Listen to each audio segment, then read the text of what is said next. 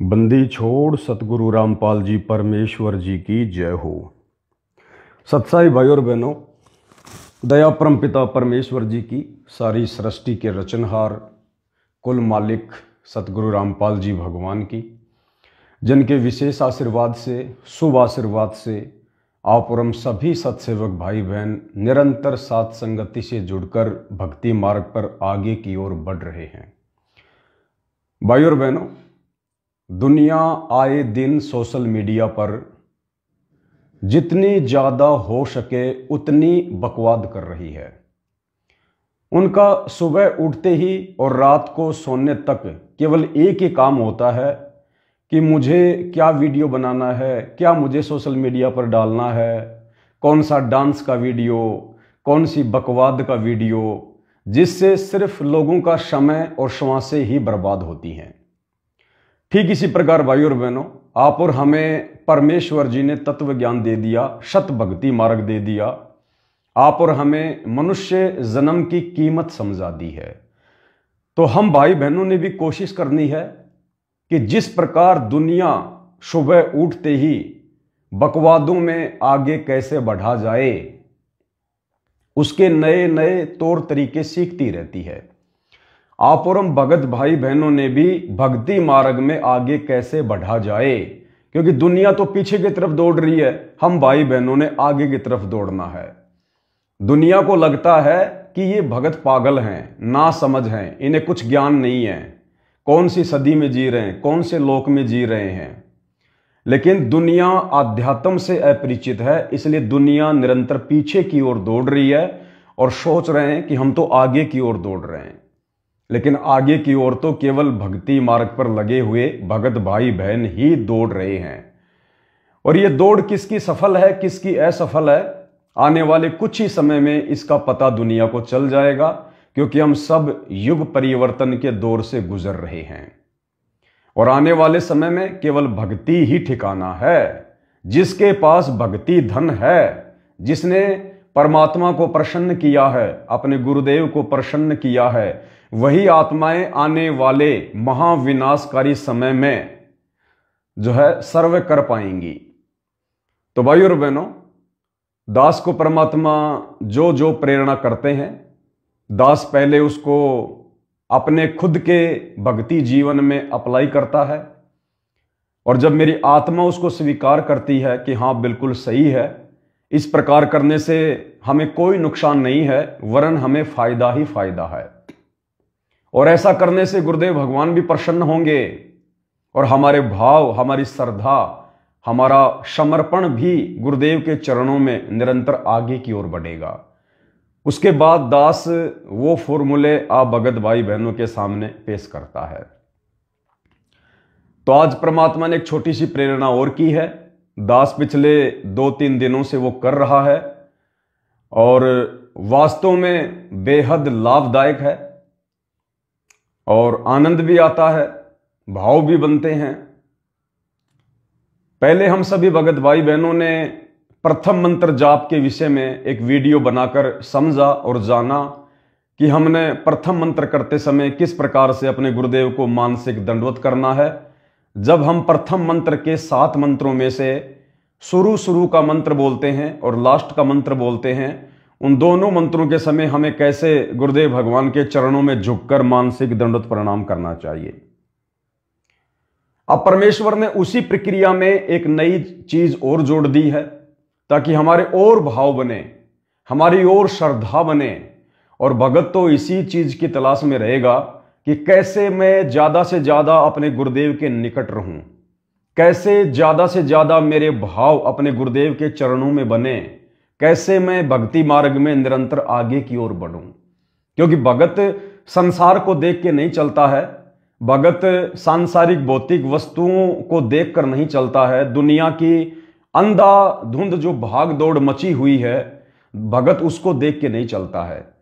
भगत को केवल अपना आत्म कल्याण दिखाई देता है, भगत को केवल अपना गुरु दिखाई देता है, भगत को केवल अपनी मर्यादा दिखाई देती है।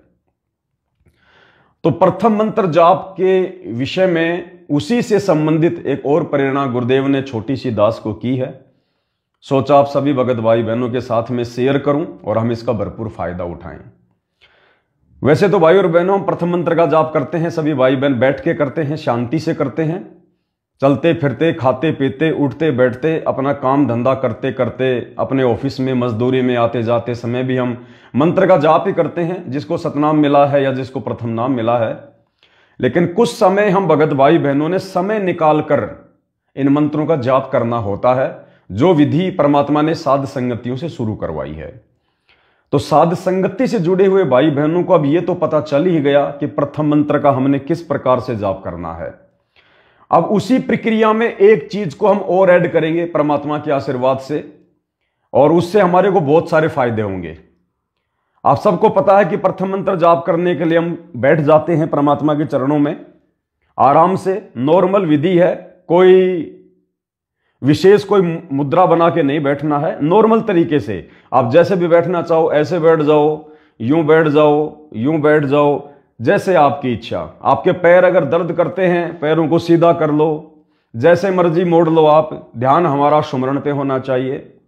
तो जैसे हम भाई बहन प्रथम मंत्र का जाप करते हैं बैठकर, और अब आप और हम सभी को पता है कि सबसे पहले प्रथम मंत्र का जो प्रथम जाप है, जो गुरुदेव ने सार्वजनिक किया हुआ है, सत सुकृत अविगत कबीर, उस मंत्र को बोलते समय हम भाई बहन अपने मन में ये कल्पना करते हुए कि सामने मेरे पूज्य गुरुदेव भगवान सिंहासन पर विराजमान है, उनके चरण कमल नीचे किसी साफ वस्त्र के ऊपर रखे हुए हैं, और प्रथम मंत्र का जाप करते समय मैं उनके चरणों में बैठा हूं, और प्रथम मंत्र का प्रथम मंत्र बोलते समय मैं झुककर और मानसिक रूप से अपने गुरुदेव के चरणों में अपना माथा नवाता हूं, सत सुकृत अविगत कबीर। उसके बाद आराम से हम आ जाते हैं, फिर बीच के जो 5 मंत्र हैं देवी देवताओं के, हम उनका जाप करते हैं। फिर लास्ट का जो मंत्र है 7वां मंत्र, उस मंत्र को जाप करते समय फिर हमारी सुरती हमारे गुरुदेव के चरणों में जाएगी, और फिर जब हम प्रथम मंत्र का फिर से जाप कर लेंगे सत सुकृत अविगत कबीर का, फिर हम वापस अपने गुरुदेव के चरणों से हटेंगे।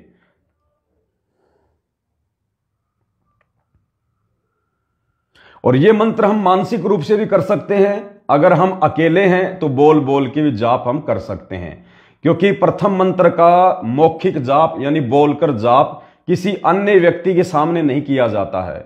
अगर कोई उपदेशी है, उपदेशी के साथ में हम बोल के कर सकते हैं। यदि कोई अनुपदेशी है जिसने नाम दीक्षा नहीं ली हुई है, उसके सामने हम किसी भी मंत्र का बोल के जाप नहीं कर सकते। तो इसी प्रक्रिया में भाई और बहनों, परमात्मा ने दास को जो प्रेरणा की है वो ये है कि हम जब थोड़ा बहुत थक जाते हैं, क्योंकि भगत मान लीजिए आधा घंटा बैठा है, 20 मिनट बैठा है, मान लीजिए उसके घुटने दर्द करने लग गए हल्के फुल्के, या उसको नींद वगैरह आ रही है, या उबासी वगैरह आ रही है, कोई आलस से आ रहा है, तो परमात्मा ने दास को प्रेरणा की कि बेटा आलस से भी नहीं आएगा, घुटने भी दर्द नहीं करेंगे, नींद भी नहीं आएगी, और आपका प्रथम मंत्र भी पूरा हो जाएगा, और साथ में परमात्मा का और आशीर्वाद मिल जाएगा। उसके लिए हमने क्या करना है, हमने मान लीजिए आपने 20 मंत्र कर लिए आराम से बैठ के, परमात्मा को 20 मंत्र आपने आराम से कर लिए, जो विधि हम सभी भाई बहनों को पता है प्रथम मंत्र की। उसके बाद हमने क्या करना है, हम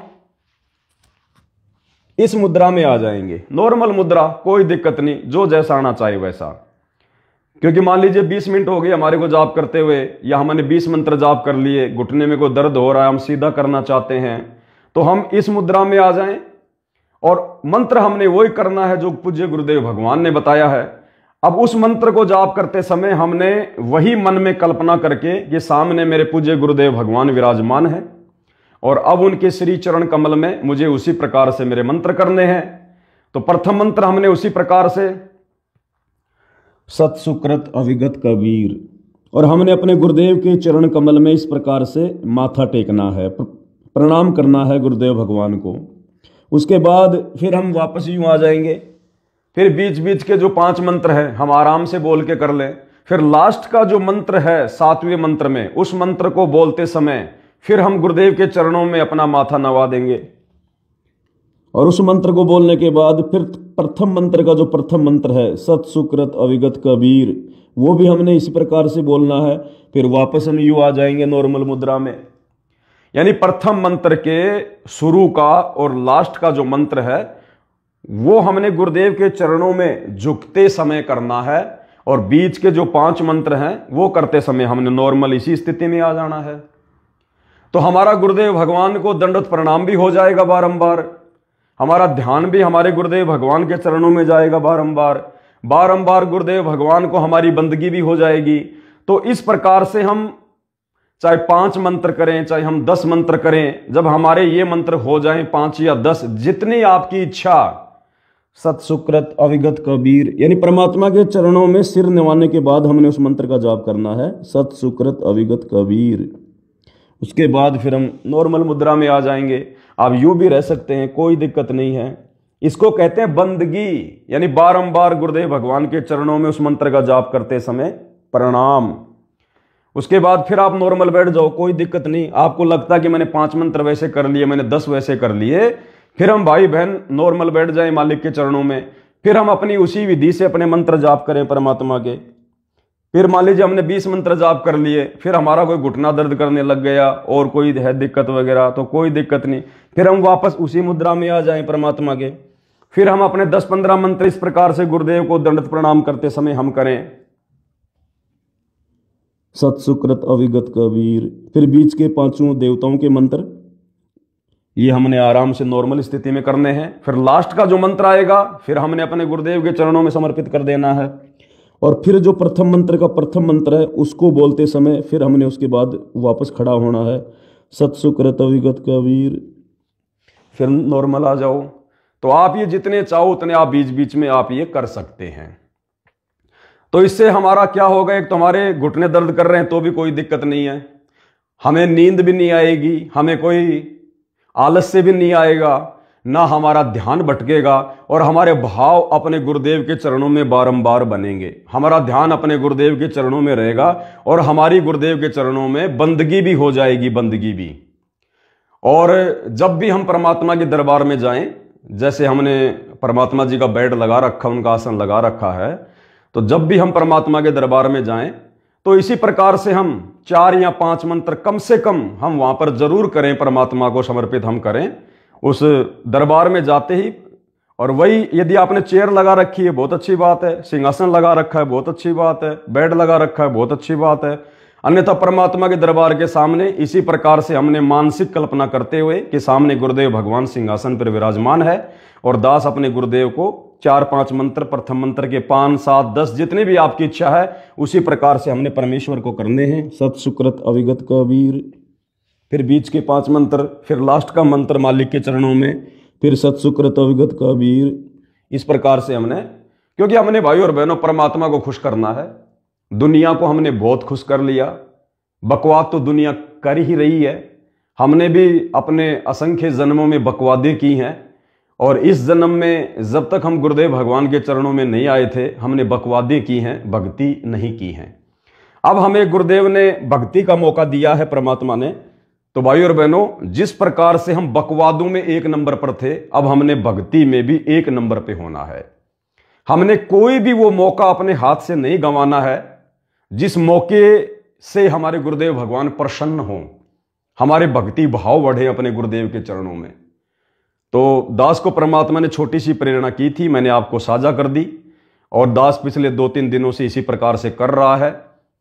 और इस प्रकार के करने से भक्ति मार्ग में दास के हिसाब से जहां तक ज्ञान आधार मुझे परमात्मा ने दिया है, भक्ति मार्ग में कोई चेंजमेंट नहीं है। इस प्रकार के करने से परमात्मा के नाराज होने का तो कोई सवाल ही नहीं है, उल्टा परमात्मा प्रसन्न होंगे कि देखो मेरे बच्चे किस प्रकार से ज्ञान को आधार बना के और मुझे प्रसन्न करने में लगे हुए हैं। तो हमने कोई शर्मा शर्मी नहीं करनी भाई और बहनों। देखो मुसलमान भाई बहन जो नमाज करते हैं ना, नमाज का मतलब होता है स्तुति करना, प्रार्थना करना, विनती करना। अब ये है तो इनका तरीका बहुत सही नमाज करने का, लेकिन इनको सतगुरु नहीं मिला हुआ, इनको वास्तविक भक्ति नहीं मिली हुई।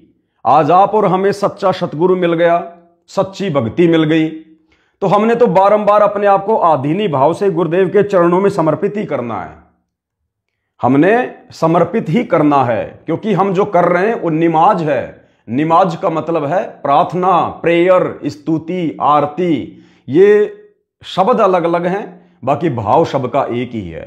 हिंदू भाई उसको आरती कह देते हैं, मुसलमान भाई उसको नमाज कह देते हैं, हम उसको तीनों समय का नित्य नियम बोल देते हैं। और कहने का मतलब है हमने तो गुरुदेव को प्रसन्न करना है भाई और बहनों। आगे आने वाले समय का कोई भरोसा नहीं है, कब क्या हो जाए, कब क्या ना हो जाए, कब तक परमात्मा इस कुत्ते को भक्ति के लिए प्रेरणा कर रहे हैं, उस समय तक ही मैं आपको संदेशे दे रहा हूं। कल को क्या पता ये नेट बंद हो जाए, बिजली चली जाए, बहुत बड़ी कोई आपत्ति आ जाए, क्योंकि आएंगी। युग परिवर्तन का दौर है, भगवान जेल में बैठा हुआ, दुनिया सुखी कैसे रह सकती है। तो दास को जैसे परमात्मा प्रेरणा कर रहे हैं उस हिसाब से दास आपको बता रहा है। दबाव किसी के ऊपर है नहीं, प्रेशर किसी के ऊपर है नहीं। दास का काम है केवल बताने का। हो सकता है मैं गलत भी हो सकता हूं, लेकिन आप लोगों ने भी ज्ञान को आधार बना के ही निर्णय करना है। अगर आपको लगे वास्तव में कि ऐसा करने से हमें नुकसान क्या है, हमारे तो भाव हमारे गुरुदेव के चरणों में बन रहे हैं, हमारा ध्यान गुरुदेव के चरणों में लग रहा है, हमें कोई नुकसान तो है ही नहीं। अरे दुनिया भर के लोग सुबह सुबह उठ के योग करते हैं, योगा 1 घंटा, आधी घंटा, 2-2 घंटे लोग फालतू में अपना सिर जमीन में मारते रहते हैं। कोई ऊपर को पैर कर रहा है, कोई साइड में पैर कर रहा है, और मिलना क्या उनको, कुछ नहीं। उनका श्वास बर्बाद हो रही, उनका समय बर्बाद हो रहा। हमारे मंत्र भी हो रहे और हमारा योग भी हो रहा है, और इस मंत्र से इस योग से हमें लाभ ही लाभ है, कोई नुकसान नहीं है। तो दास तो इसी प्रकार से करता है अपने परमात्मा को। और इसके करने से एक बेनिफिट और है भाई और बहनों, हमें बिल्कुल भी बोरियत महसूस नहीं होगी। अगर किसी को मंत्र करते समय यह लगता है भाई मंत्र 40 हुए कि नहीं हुए, 50 हुए कि नहीं हुए, मेरी माला कब पूरी होगी, जैसे होता है ना, थोड़ा सा मन अंदर प्रेरणा करता है, बहुत ज्यादा मतलब कोशिश करने पर भी मंत्र नहीं हो पाते पूरे। जब हम इस प्रकार से मंत्र जाप करेंगे परमात्मा के चरणों में बैठकर, दरबार में बैठकर, जहां भी बीच बीच में हमने परमेश्वर को दंडोत किया, जैसे दास ने अभी आपको बताया मालिक की प्रेरणा से, तो एक तो भाई और बहनों आपको यह लगेगा कि मैं मंत्र में करते जाऊं करते जाऊं करते जाऊं। आप देख लेना, आप जैसा दास अनुभव कर रहा है वैसा दास आपको बता रहा है। दास ये सोचता है कि मैं करता रहूं करता रहूं। 20 मंत्र मैंने आराम से बैठ के कर लिए, उसके बाद में 7 या 8 मंत्र मैंने परमेश्वर को दंडवत प्रणाम करके मैंने वैसे कर लिए। इस प्रकार से जो अभी आपको जो विधि परमात्मा के आशीर्वाद से दास ने जो बताई थी, सत्सुकृत अविगत कबीर, फिर ये 5 मंत्र बीच के, फिर लास्ट वाला मंत्र आएगा उस समय परमात्मा के चरणों में, फिर सत्सुकृत अविगत कबीर। तो ये मान लो हमने 10 कर लिए, फिर नॉर्मली हम बैठ गए, फिर हमने मान लीजिए 20 कर लिए, या फिर हमने 25 कर लिए आराम से ध्यान लगा के, फिर हमने 5-10 वो कर लिए, तो आपको लगेगा आपकी माला भी हो जाएगी पूरी, और आपको लगेगा मैंने तो मंत्र किए नहीं। अंदर से आपकी आत्मा कहेगी और कर और कर और कर। आपको बोरियत होने का तो कोई सवाल ही नहीं है। मन भी हमारा दूर भगेगा इन क्रियाओं से, क्योंकि हमारा पूरा का पूरा ध्यान समर्पण गुरुदेव को है। आप एक बार करके देखना भाई और बहनों, दास को जो अनुभव हुआ, दास केवल वो बता रहा है, आपको क्या अनुभव होगा आप जाने। तो इस प्रकार के मंत्र जाप करने से मुझे तो ये महसूस ही नहीं हो रहा कि भाई मैं रुक जाऊं, नहीं, करता रहूं करता रहूं करता रहूं। तो एक बार आप जी भी ट्राई करके देखना, परमात्मा जी के आशीर्वाद से दास को मालिक ने प्रेरणा की, दास ने आप जी के सामने विचार प्रकट कर दिए। कोई गलती हो तो परमात्मा मुझे क्षमा करें, गलत हो तो कोई भी भाई बहन प्रयोग ना करे, क्योंकि ये ज्ञान आधार का मार्ग है। अंततः फैसला गुरुदेव के ज्ञान आधार से हम भाई बहनों ने स्वयं ही लेना है। मेरे जैसे लोगों का काम है केवल आप लोगों को बताना, मानना ना मानना, करना ना करना, ये आपके अपने बुद्धि विवेक और ज्ञान आधार के ऊपर निर्भर है। बंदी छोड़ सतगुरु रामपाल जी भगवान की जय हो। भाई जो गुरु बचन पे डट के कट गए फंद चुरा